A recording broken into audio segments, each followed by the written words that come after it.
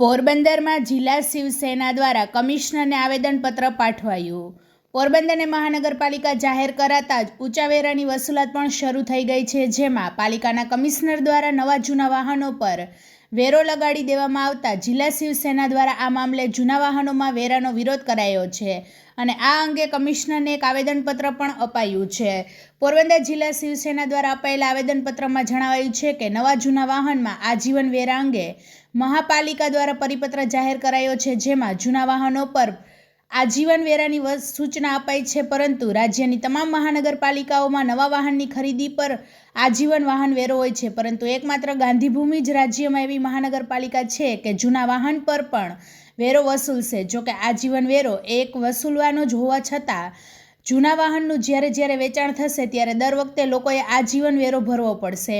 આ રીતે અન્યાયી વેરો રાજ્યમાં એક પણ મહાનગરપાલિકાઓમાં લેવામાં આવતો ન હોવાનું શિવસેનાના ધ્યાનમાં આવ્યું છે. પોરબંદરમાં મોટાભાગના ગરીબ અને મધ્યમ વર્ગના લોકો વસવાટ કરે છે અને કોઈ મોટા ઉદ્યોગ પણ નથી અને માછીમારીનો ઉદ્યોગ પણ મરણ પથારીએ છે.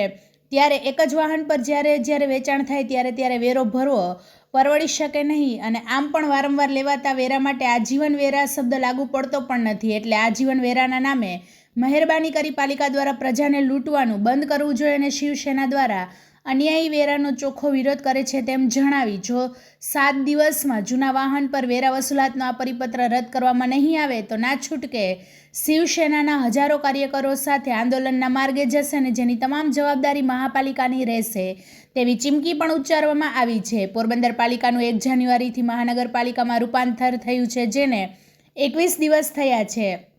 20 દિવસમાં લોકોને કોઈ સુવિધાઓમાં વધારો થયો નથી. ઉલટાનું અગાઉ લોકોની સમસ્યાનું જે સમયમાં નિરાકરણ થતું હતું તે પણ વધુ વાર લાગે છે. શહેરમાં સફાઈ, પાણી, ભૂગર્ભ ગટર, સ્ટ્રીટ લાઇટ વગેરેની સમસ્યાઓ યથાવત જોવા મળે છે. તેમ છતાં નવા વેરાઓમાં અમલમાં આવી રહ્યા છે. તેમાં વધુ એક આજીવન વેરાનો ડામ પણ શહેરીજનોને તારીખ 23 જાન્યુઆરીથી સહન કરવો પડશે, જે શિવસેના ચલાવી લેશે નહીં. આથી નગરજનોના હિતમાં વહેલી તકે નિર્ણય લેવા શિવસેનાનો અનુરોધ છે.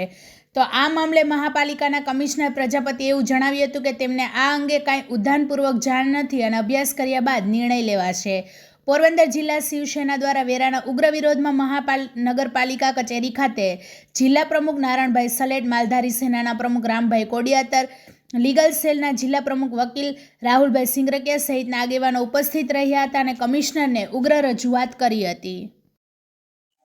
અમો આજે શિવસેના તરફથી આવેદનપત્ર આપવા માટે નગરપાલિકા આવેલા છે. જે જૂના વાહનમાં જે વેરો નાખેલો છે, તો પોરબંદરમાં જે આ વસ્તુ છે, ગુજરાતમાં તો ક્યાંય છે નહીં આ વસ્તુ, બરોબર. તો અમે આ વસ્તુનો માટે એનો વિરોધ કરીએ છીએ અને જો આ અમારી માંગ સાંભળવામાં નહીં આવે તો આગળ પણ આ વસ્તુ અમારે આંદોલન કરશું.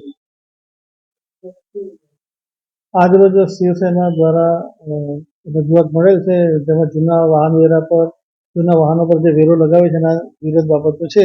આમાં અમે જે કાયદાકીય અભ્યાસ કરી અને જે નિયમોસર જે કાર્યવાહી જે કરવામાં આવનાર છે.